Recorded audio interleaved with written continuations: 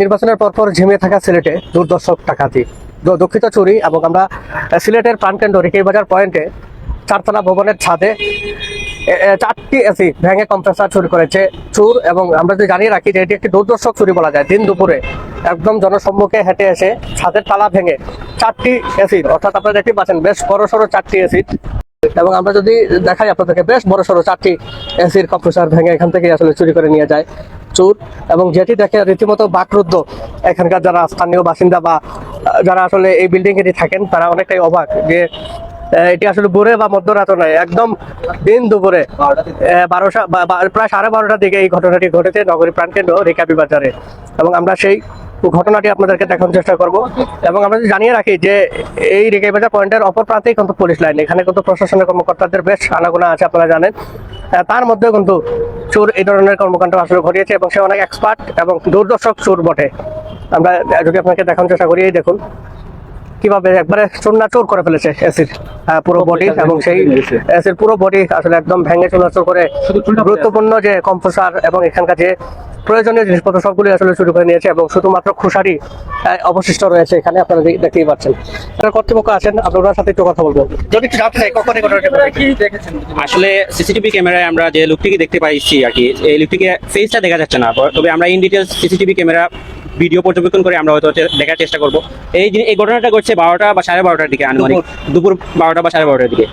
এই বিল্ডিংটা সবাই চিনবে, রিকিবি বাজার পয়েন্টে হচ্ছে কানিশাইল টাওয়ারে। সেটা অনেক দিন ধরে এই বিল্ডিংটা আছে। এখানে বিবিএমবি এর কোচিং হয়। রিসেন্টলি আমরা আইএলস এখানে দিচ্ছি। আমি নিজে আইএলস ইনস্ট্রাক্টর, মানে আইএলস পড়াই এখানে 4th তলায়। 3 তলায় বিবিএমবি এর কোচিং, তারপরে আমাদের হচ্ছে বেড টেক্সের কোচিং আছে 2য় তলায়, বেড টেক্সের অফিস। সো রিসেন্টলি এখানে 4টে এসি আপনারা দেখতে পাচ্ছেন হয়তো ভিডিওতে, এই 4টে এসি তারা ভেঙে নিয়ে গেছে। আসলে এটা মানে চুরি না ডাকাতি কি বলবো, এই যে দিনে দুপুরে নির্বাচনের ঠিক ইমিডিয়েট পরে এই যে এই ঘটনাটা ঘটাইছে, আমার কাছে মনে হয় এটা হচ্ছে ডিরেক্টলি আমাদের অ্যাটাক করা হয়েছে। মানে আমাদের অন্যভাবে অ্যাটাক করতে পারতেছে না, হয়তো আমাদের সম্পদ বা এই জিনিসগুলো তারা অ্যাটাক করে আমাদের মানে ডাউন করার চেষ্টা করতেছে। অনেকদিন যাবত আমাদের এই ইনস্টিটিউটটা সফলভাবে চলতেছিল এবং চলে আসছিল আলহামদুলিল্লাহ, রিকিবি বাজার সহ সিলেটের সুনাম চারদিকে ছড়িয়ে পড়তেছিল। আর এই জিনিসটা করতেছে আমার কাছে মনে হয় ইন্টেনশনালি অনেকেই, আমাদের অপোজিট পার্টি বা যে কোনো লোকও হতে পারে যে তারা এই জিনিসটা করছে। সো আমরা এখনো আইডেন্টিফাই করতে পারি না কি জন্য করছে, হয়তো আমরা শীঘ্রই ইনশাল্লাহ এই বিষয়ে জানতে পারবো। এখানে আরো ভাই আছেন, তারাও বলবেন যে তারা কিভাবে এই যে সাহায্যটা আছে এটা আসলে সম্পূর্ণ লক করা ছিল।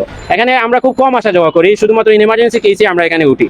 তো তারা তালাটাও ভেঙে ফেলছে। শুধু ছাদে উঠেছিল নাকি কোনো দোকানপাটে উঠেছে? না, কোনো দোকানপাটে উঠে নাই। আমরা সিসিটিভি ক্যামেরা চেক করছি, ডিরেক্টলি চোর হচ্ছে ছাদে উঠছে এবং চোর সশরীরে ছাদে মানে সিঁড়ি দিয়ে চলে গেছে নেমে। কারণ ওর সাথে আরো ছিল কিনা সেটা আমরা বলতে পারি না, কারণ ছাদে আমাদের সিসিটিভি ক্যামেরা নাই, শুধুমাত্র সিঁড়িতে আছে। আমরা সিঁড়ি যতটুকু চেক করা যায় আমরা চেক করছি। হয়তো আমরা ফুল ফুটেজটা পেলে ইনশাল্লাহ আমাদের যে অফিসের অন্যান্য কর্মী আছিলেন, আমার কলিগ আছিলেন, উনি নাই, উনি আসলে আমরা হয়তো সম্পূর্ণ ভিডিওটা দেখতে পাবো।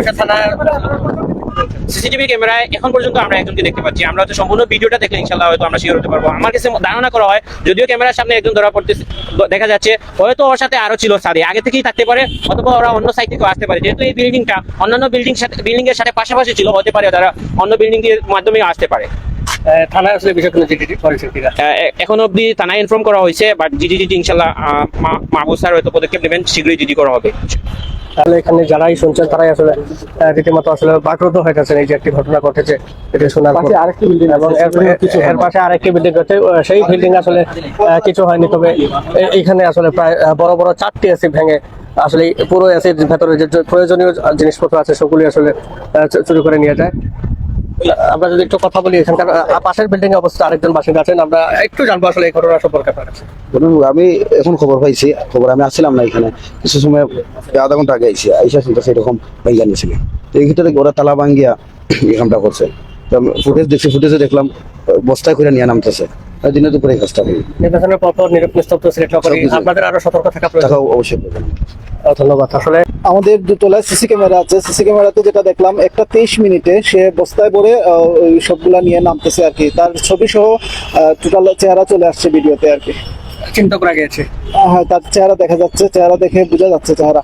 এখন হচ্ছে আমি বিল্ডিং এর মালিককে আসতে বলছি, উনি আসার পর ওনার সাথে পরামর্শ করে যে যেটা করি আমরা করবো আর কি। আপনি কি দায়িত্বে আছেন এখানকার? আমি পুরো প্রতিষ্ঠানটাই আমার আর কি, এই 3 তলা পুরো প্রতিষ্ঠানটাই আমার আর কি।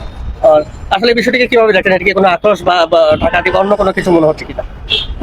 আমি এই মুহূর্তে আসলে মন্তব্য করতে চাচ্ছি না, তবে চোরকে দেখে যেটা মনে হলো মানে টোকাই শ্রেণীর একটা চুর মনে হয়েছে আমার কাছে।